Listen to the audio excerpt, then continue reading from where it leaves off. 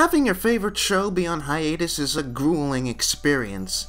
It'll still be a good long year before Doctor Who is presenting us with new episodes, and given how the last series ended, I'm more excited to see the follow-up than I can remember being on any other break. Thankfully, I don't have to worry about what I think is a regular problem, wherein a lack of exposure makes me forget why I love this show, in part because I've recently gotten into the audio dramas, and in part because even outside of that, there's a 53-year-plus worth of television stories, old and new, to enjoy. The Girl Who Waited is a perfect example of the variance that makes this show what it is. I tend to like the fluffier episodes of this show more than most people, the ones that will just take a fantastical concept and roll with it for the sake of a romp. But I think I only like those stories as much as I do because they're juxtaposed with episodes like The Girl Who Waited, which take an intriguing sci-fi premise and use it to tell a nuanced human character drama. The Doctor, Amy, and Rory are all on a trip to Apalachia with the intent to have some fun and take in some beautiful sights. A mix-up leads to the Doctor and Rory getting separated from Amy via fractured time streams, and just as the two of them form a plan to rescue Amy by locking onto her time stream, they discover they've locked on to the right stream at the wrong time. Amy now has been waiting in the facility for 36 years to be rescued and even receive contact from her two boys, and things become awkward when this older Amy refuses to help them get things right by saving her younger self. Right off the bat, something I like is that this isn't really a time travel story so much as it is a playing with time story. Time is a concept so ubiquitous and universal that the number of interesting stories you can tell by playing with its mechanics are basically infinite. Beyond our limited capability of understanding, I think this episode is a good example of why we so often treat the world of the temporal as similar to the world of the spatial. The two always go hand in hand when it comes to what affects us personally. Being alone on a deserted island for 5 minutes isn't going to affect you nearly the same way as being on that same deserted island for several years.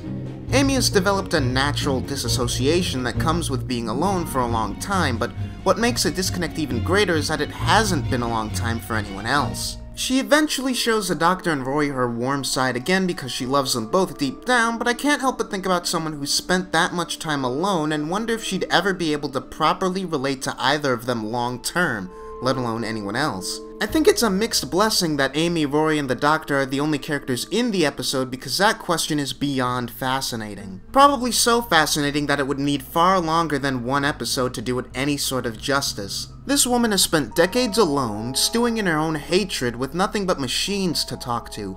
Regardless of whether the Doctor used the TARDIS to drop her off somewhere or kept her on board for their regular adventures, the extent to which this older version of Amy would ever be able to properly empathize with people after that experience is questionable. Imagine the plethora of issues that could arise if the Doctor and Rory traveled around the universe with this ruthless woman who hasn't had any human or alien or any living contact outside of the two of them. It can be argued that outside of her feelings toward them, she's completely morally compromised in favor of self-preservation, especially with what she says to Rory at the very end, when she's presented with the option to either stay outside of the TARDIS and die or let her younger self continue in her place. If you love me, don't let me in.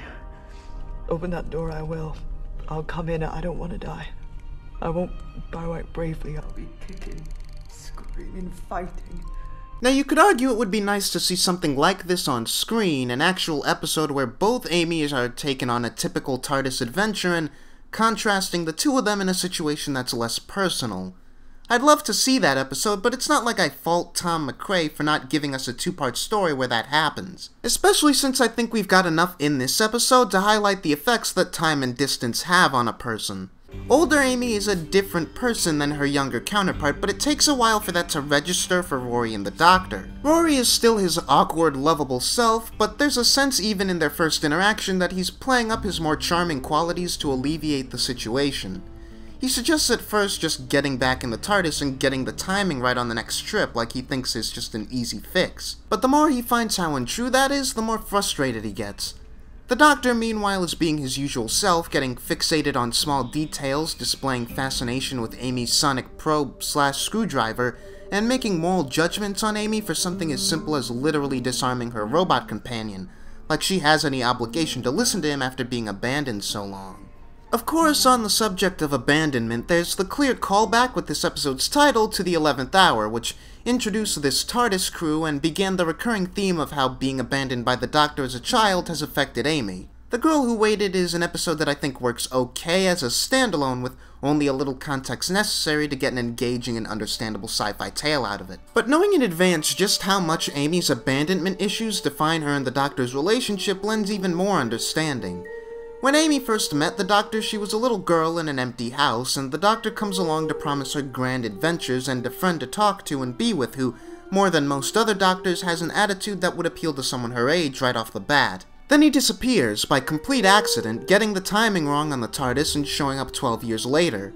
At that point, Amy is already maladjusted, but she still had a life outside the Doctor, and namely Rory, to turn to, so with barely any time at all, she was able to jump headfirst back into that childlike mentality. Throughout her adventures, however, she loses Rory, and it becomes clear that she values him even more than she does the Doctor. The idea of Rory as Amy's emotional anchor is solidified, I think, in Let's Kill Hitler, an episode which displays how Rory has been there even as early as when Amy is still a little girl. That's basically a long way of saying that without Rory as an emotional anchor, Amy would have taken her abandonment so much worse, and The Girl Who Waited lends more credence to that. Once again, Amy is abandoned, this time for 3 times as many years.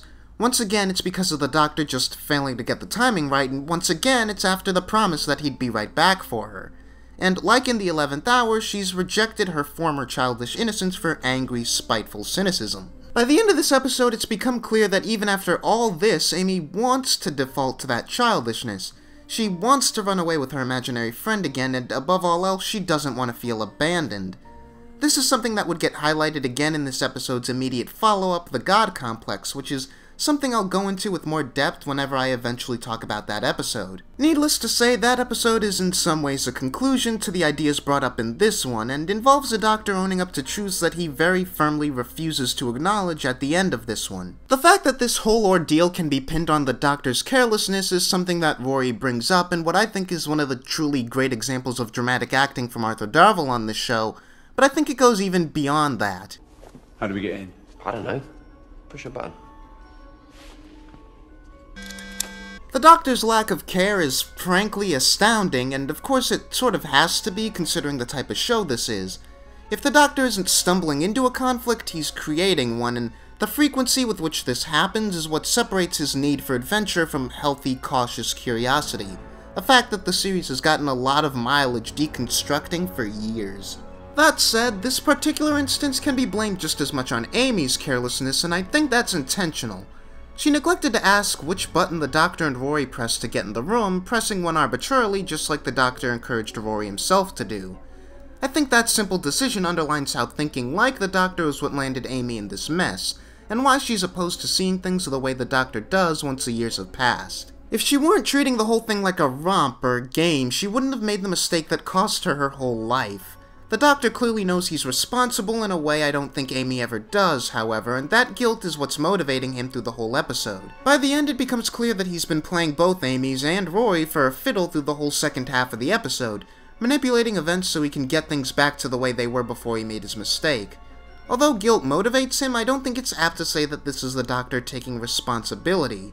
The responsible choice would have been to take the older Amy with he and Rory and live with his mistake, but in a way I'm sure he would do with the child version of Amy if he could. The Doctor is trying to erase his mistake rather than actually fix it. This is highlighted when he forces the choice between Amy's on Rory at the very end. He does this under the pretense that Amy is Rory's wife, and so the decision should be on Rory even though it was his plan, but it's clear by his attitude that what the Doctor really wants is to distance himself from the guilt of this tragedy that only exists because of him. The moment where the Doctor and older Amy look at each other through the TARDIS doors right before the Doctor closes them on her is a powerful image, helped in no small part by the acting, but also the fact that this is the only time these two are face to face through the entire episode, with the one exception of the very beginning where they look at each other from the opposite position before the whole mess started, in much lighter circumstances. Getting away from the characters for a moment, I'm not entirely sure to what extent McCrae meant for this to be the case, but as the episode goes on, I really start to question the morality of the Two Streams facility. The facility was designed with the intent to allow people to spend as much theoretical time with their dying loved ones as they wish as they were being worked on. To quote the Doctor, you could spend 24 hours by their bedside and watch them die, or spend 24 hours in the Two Streams and watch them live. The thing is, with how we've discussed the effects of subjective time, I don't really know that I would consider this a very morally sound practice if it existed in reality. This is compounded when the Doctor and Rory discover that there are thousands of segmented time streams rather than just one. With that reveal, I'm left with the implication that there are thousands of solitary people just walking around empty facilities. Rory asks if they're happy, and the Doctor says I think they're happy to be alive. The thing is, especially with how he says this before they meet older Amy, I'm not sure to what extent I can take his word for it. How much of this is just the Doctor not comprehending how questionable this process is? How much is this him letting his love for life get in the way of the idea that maybe these people aren't happy? Maybe like Amy, there's just a bunch of people walking around miserable, waiting and hoping for the occasional interaction with a loved one. Maybe it's a regular occurrence that the people in this facility liken it to death the same way Amy does.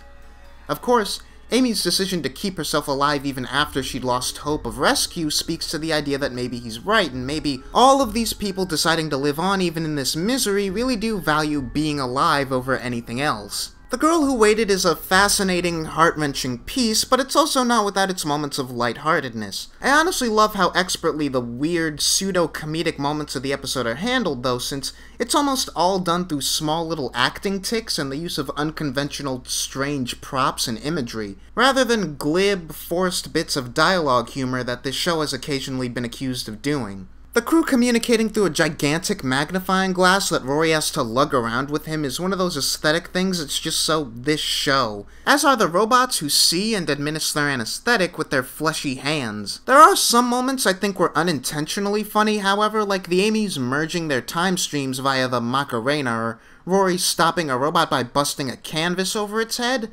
And those moments taking me out of the drama, however momentarily, are my one complaint about the episode. When it comes to my movie reviews, I've long abandoned the idea of using number scores to grade movies, since I think that that system is too fickle and doesn't really do a good job expressing whatever opinion I actually have about a thing. I feel like it's natural to make an exception for Doctor Who, though, for whatever reason, and as a disclaimer of sorts, just know that whenever I give a grade to an episode, I'm only judging it relative to other episodes.